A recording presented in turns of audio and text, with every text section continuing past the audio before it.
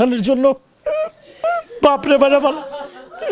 এই পৃথিবীর ইতিহাসে এরকম কোনো ঘটনা নেই। আমি বিএমপি করি, এটা আমার দোষ। এটা যদি আমার দোষ হয় তাহলে ইনশাল্লাহ এই বাংলাদেশে আওয়ামী লীগ করাও একদিন দোষ হবে ইনশাল্লাহ। আমি বিএমপি করি, এটা যদি আমার দোষ হয় ইনশাল্লাহ এই বাংলার মাটিতে আওয়ামী লীগ করাও একদিন দোষ হবে। রাত্রে 12:15টার দিকে আওয়ামী লীগের 70 থেকে প্রায় শতাধিক সন্ত্রাসী আমার বাসার 2 তলায় উঠে। 2 তলা উঠার পরে তারা ভিতরে ঢুকে আমার বাবা মা এখানেই ছিল। তা আমার বাবা মারে বলতেছে যে মিজু কই। তো ওরা প্রত্যেকটা রুম টুম বাথরুম রান্নাঘর খাটের নিচ সব চেক করছে। তা আমারে পায় নাই। এক পর্যায়ে আমার চাচা আছে একজন, আমার সেই চাচা ওদেরকে বলতেছে যে এই তোমরা এত লোক এখানে কেন আসছো। তো আমার চাচার উপরের থেকে বলছে, তো ওরা ওই দিকে গেছিলো, ওই গলিটার ভিতরে গেছিলো আমাদের বাসার। তো যখন এটা বলার পরে ওরা আমার চাচারে উপর থেকে ধৈরা টাইনা হেসরে মারতে নামাই দিয়েছে। তো তখন আমার বাবা তাদেরকে বাধা দেয় যে ভাই তোমরা আমার ভাইটারে কেন মারতেছো, আমার ছেলেরে খুঁজতে আসছো, পাওনায় চলে যাও। তখন তারা আমার বাবারে আপনার হয়তোবা লোহা জাতীয় কিছু দিয়া ধাতব কিছু দিয়া আমার বাবার মাথার পিছনে আঘাত করে। আমার বাবা সঙ্গে সঙ্গে সেখানে পড়ে যায়, হয়তোবা তার মৃত্যুটা সেখানে হয়েছে। ভাই এই পৃথিবীর ইতিহাসে এরকম কোনো ঘটনা নাই। সন্তানের জন্য বাপরে বারে ভালো। এই পৃথিবীর ইতিহাসে এরকম কোনো ঘটনা নেই। আমি বিএমপি করি, এটা আমার দোষ। এটা যদি আমার দোষ হয় তাহলে ইনশাল্লাহ এই বাংলাদেশে আওয়ামী লীগ করাও একদিন দোষ হবে ইনশাল্লাহ।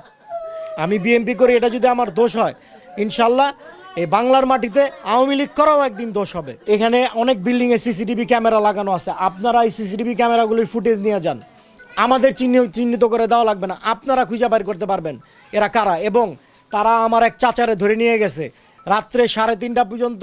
এখানে যে কোনো একটা জায়গায় তারা টর্চার করছে, মারতে নিয়ে গেছে।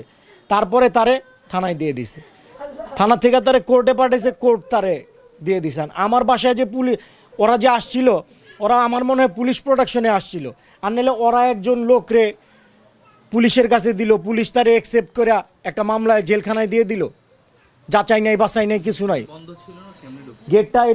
গেটটা এটা বন্ধ ছিল। ওরা নক করছে, জিজ্ঞেস করছে আমার বাবারে আমার কথা যে মিজু আছে, কইছে যে মিজু তো বাসায় নেই, আঙ্কেল একটু খোলেন।